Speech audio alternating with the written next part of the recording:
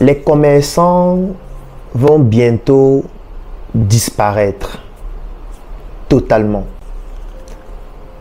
Dans très peu d'années, vous n'allez plus avoir de commerçants africains exerçant en Afrique en ayant une certaine rentabilité dans leur secteur d'activité.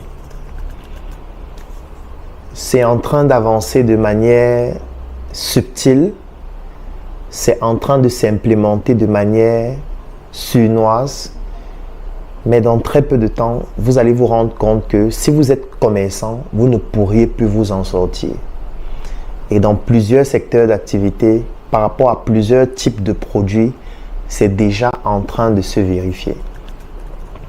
Il y a de cela quelques années, lorsqu'on voulait se lancer dans une activité commerciale, il nous suffisait d'identifier un produit qu'on devait commercialiser, de trouver un fournisseur, par exemple en Asie ou alors dans un autre pays, de commander le produit, de gérer toute la logistique, toute la paperasse nécessaire, faire en sorte que le produit arrive dans un des quartiers de l'Afrique, le Cameroun, la Côte d'Ivoire, le Burkina Faso, le Togo. Dès que le produit arrivait, vous aviez juste à analyser la structure de vos coûts, mettre vos marges et vous installer dans un endroit stratégique et vendre votre produit dans un marché. Avoir des vendeurs ambulants, avoir des grossistes qui vont livrer aux semi-grossistes, qui vont livrer aux détaillants, qui vont commencer à écouler cela dans leur boutique, dans leur shop, dans la rue, sur Internet, ainsi de suite. En réalité, ce business model est en train de s'épuiser pour plusieurs raisons. La première raison, c'est le fait que, ayant mené cette activité pendant plusieurs années, cela a permis aux fournisseurs de se rendre compte qu'il y a un très grand marché chez nous. Parce que la preuve, c'est quoi? C'est le fait que si par exemple vous vendez, j'ai envie de dire, les télévisions, vous importez des télévisions par exemple d'Asie, et dès que les télévisions arrivent au Cameroun, vous commercialisez vos télévisions en gros, en détail, en fonction de votre positionnement. Dès que vous finissez votre stock, vous contactez encore votre fournisseur et vous lui demandez encore un conteneur de 20 pieds, de 40 pieds, 2 conteneurs, 10 conteneurs d'écran. Dès que ça finit, vous commandez encore, ainsi de suite. Ce qui se passe, c'est que votre fournisseur, ça lui permet de maîtriser votre capacité d'écoulement du produit. Ça lui permet de comprendre quels sont les produits qui fonctionnent dans votre marché et quels sont les produits qui ne fonctionnent pas. Ça lui permet de savoir exactement quelle est votre capacité d'écoulement, quel est le temps qui vous permet d'écouler une certaine quantité de produits. Ça lui permet de maîtriser des informations stratégiques sur votre activité. Et la particularité, c'est que c'est lui votre fournisseur. Ça veut dire que votre activité dépend de lui. S'il décide un jour d'augmenter ses prix, vous aussi, vous allez augmenter vos prix. Parce que la structure des coûts de vos produits que vous distribuez est fonction du coût de production, du coût de logistique, du coût de transport et de toutes les autres charges qui entrent en jeu et qui vous permettent de pouvoir fixer donc le coût de vente du produit à la fin. Donc pendant des années, nos fournisseurs, notamment de nos Africains qui font dans le commerce, ont analysé les produits qui étaient vendus sur nos marchés, ont analysé le comportement de nos consommateurs à partir de nos commandes, à partir de nos ventes, à partir de notre distribution. Ils ont compris notre marché. Ils ont commencé même à envoyer des personnes dans nos différents environnements économiques pour essayer de mieux comprendre ce qui se passe. Ils sont venus dans nos marchés, ils ont été des vendeurs ambulants, ils ont été des vendeurs par exemple de safou avec du plantain, ils ont été des vendeurs d'arachides. Ils se sont frottés à ce que nous faisons, ils ont appris de ce que nous faisons et cela leur a permis d'avoir le maximum d'informations sur ce que nous sommes en train de pratiquer comme activité commerciale et surtout cela leur a permis de pouvoir comprendre la philosophie et la psychologie des clients qui se retrouvent dans nos environnements. Petit à petit, ils ont commencé à ouvrir de petits espaces commerciaux chez nous, où ils vendaient des produits vraiment qui n'attirent pas vraiment l'attention. Un produit banal. Ils ont commencé à ouvrir un tout petit espace, un deuxième, un troisième, un quatrième. Et c'est comme ça qu'au fur et à mesure, ils ont commencé à ouvrir des boutiques dans nos marchés. Ils ont commencé à créer leur communauté dans nos marchés. C'est comme ça qu'au fur et à mesure, ils ont commencé à s'implanter dans notre environnement. Et lorsqu'ils s'implantent dans notre environnement, étant donné que ce sont eux nos fournisseurs, ils ont donc la capacité d'avoir des coûts de production beaucoup plus faibles. Surtout qu'ils ont, beaucoup plus de moyens que nous. 2, ils sont soutenus par leurs États. 3, la plupart sont subventionnés. 4, ils ont un avantage en ce qui concerne les taxes fiscalo-douanières. Et 5, ils fonctionnent en communauté. Ça veut dire qu'ils ont certains avantages du fait d'être dans leur communauté par rapport à vous qui êtes un étranger qui venez juste passer une commande. Donc, vous allez vous retrouver dans très peu de temps en train d'avoir dans votre propre marché une boutique de votre fournisseur en Asie. Ça veut dire que vous avez votre boutique. Vous commandez des produits chez un fournisseur en Asie depuis 10 ans, depuis 15 ans, depuis 20 ans. Vous écoulez les produits normalement, sans problème. Vous avez déjà votre circuit de distribution, vous avez vos clients fidèles et tout ce qui va avec. Dans très peu de temps, et ça a déjà commencé, vous allez voir à côté de vous une nouvelle boutique ouvrir. Et vous savez à qui appartient cette boutique? Cette boutique appartient à votre fournisseur qui est en Asie. Cette boutique appartient à un partenaire de votre fournisseur qui est en Asie. Donc, vous savez que votre fournisseur en Asie va vous livrer toujours à vous, puisque vous ne savez pas fabriquer les écrans, vous ne savez pas fabriquer les ordinateurs, vous ne savez pas fabriquer les téléphones et tout ce qui va avec. Et le même fournisseur là va aussi fournir à la boutique qui lui appartient, qui est dans votre propre marché. Et vous devez vous imaginer que le coût sera beaucoup plus faible dans la boutique qui est à côté. Donc, dans très peu de temps, vous allez commencer à vendre des produits sur les mêmes marchés que votre fournisseur qui lui vend aussi au détail mais au prix de gros. Vous savez que votre fournisseur va venir dans votre marché. Il va vendre les mêmes produits que vous vendez mais il va vendre au prix de gros en détail.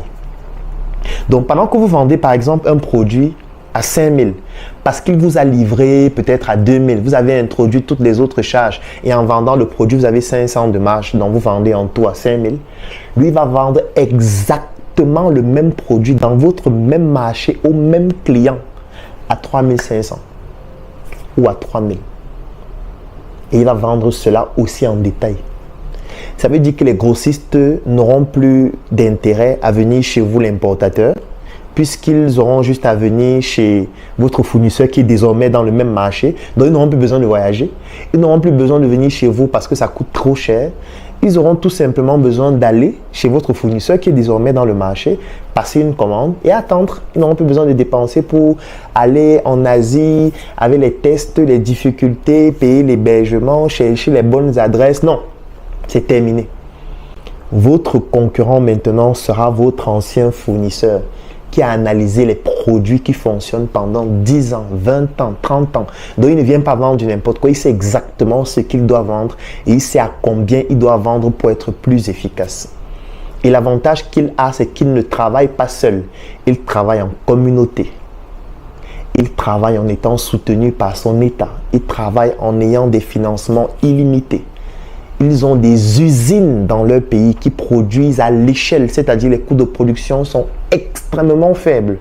Et vous savez ce qui va se produire par la suite, c'est que à partir d'un moment, ils vont commencer à augmenter les prix chez vous.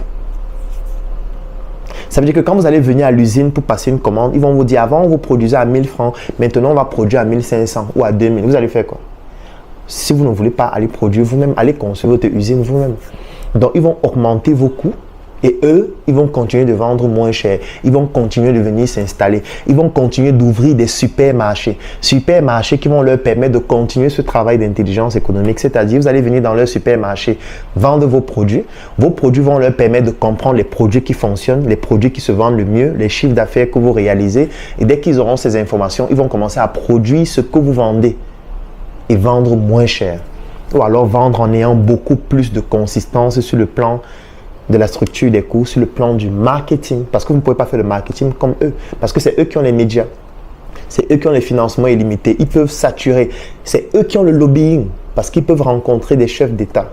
Ils peuvent rencontrer n'importe quelle autorité. Ils ont suffisamment d'argent pour monnayer, même si c'est nécessaire. Vous ne pouvez pas le faire. Parce que vous avez votre maigre économie. Vous avez vos maigres épargnes. Et si vous continuez à travailler seul, si vous continuez à avancer seul, si vous continuez à progresser seul, vous n'allez pas vous en sortir. Ces personnes vont vous écraser progressivement. Vous allez voir votre chiffre d'affaires diminuer jusqu'à disparaître. Le seul moyen pour pouvoir pallier à ça, c'est de vous aussi comprendre que vous ne pouvez pas continuer de bâtir votre business en étant seul. Vous devez développer une communauté ou rejoindre une communauté qui va vous permettre de pouvoir résister à cela et surtout de pouvoir innover et progressivement de pouvoir industrialiser ce que vous faites. C'est possible, mais pas si vous êtes seul. Et c'est parce que nous avons compris ces enjeux qui sont déjà en train de s'implémenter, qui sont déjà en train de décimer des commerçants, que nous avons décidé de créer une communauté qui s'appelle le Claudel Numbissier Business Group. C'est un groupe dans lequel nous nous mettons ensemble afin de pouvoir être plus puissants et réaliser des projets d'une envergure beaucoup plus importante. Aujourd'hui, c'est un groupe qui comporte près de 1000 Africains répandus partout à travers le monde, qui nous permettent aussi d'avoir des informations sur les autres marchés, qui nous permettent d'avoir le savoir-faire concernant des produits et des services, qui nous permettent d'avoir un retour d'expérience de ces Africains concernant leurs différents secteurs d'activité, qui nous permettent de pouvoir nous former, qui nous permettent de pouvoir bénéficier du lobbying de chacun, du relationnel de chacun et surtout qui nous permet de pouvoir implémenter des projets ensemble d'une envergure beaucoup plus importante, comme la tontine structurelle africaine que nous avons implémentée, à travers laquelle nous sommes en train de lancer 2 projets. L'un qui est une industrie agroalimentaire qui s'appelle Njoka et l'autre qui est un projet immobilier qui s'appelle Smart City, à travers lequel nous sommes en train de construire des biens immobiliers qui seront à vendre. Tout cela ne peut pas se réaliser en étant seul. Pour ça, il faut être dans une communauté comme le Claudel Numbissier Business Group que nous abrégeons le CNBG. Si toi aussi tu souhaites rejoindre une communauté afin de ne pas être victime de ce type de concurrence déloyale mais qui fait partie du business, écris en commentaire « Je souhaite rejoindre le CNBG », contacte-nous et nous allons nous mettre ensemble afin de devenir plus puissants et de pouvoir résister à ce type de violence sur le marché entrepreneurial. À très bientôt dans le Business Group. Le Business Group, c'est un groupe que nous avons créé qui est sur Telegram et qui bientôt sera disponible en application Android et iOS, dans lequel je produis des chroniques chaque matin sur des thématiques business. Chaque week-end, tous les membres font du networking en partageant leurs opportunités, leurs affaires et leurs business. Et nous avons une tontine que nous faisons ensemble qui s'appelle la tontine structurelle africaine, qui permet à ce qu'on cotise de l'argent et puis on implémente des projets de grande envergure. Des projets dans le domaine de l'immobilier, de l'industrie et ainsi de suite. Donc voilà globalement ce que c'est. Ça coûte 10 000 francs par mois pour ceux qui veulent y adhérer. Et lorsque vous payez 12 mois, c'est-à-dire 120 000 francs, vous avez la possibilité d'être éligible pour faire la tontine avec les autres membres du groupe. Aujourd'hui, nous sommes à 800, peut-être 850 membres, et je pense ce matin. Donc voilà, globalement, c'est ça. Okay. J'ai vendu mon lit, mon frère. J'ai arrêté de dormir, ma sœur. Et depuis ce jour, je me pose des questions. Je remets tout en question. Je suis né en Afrique de père et mère nucléaire. Eux aussi, ils sont nés de leur père et mère nucléaire. Dans mes veines coule le sang.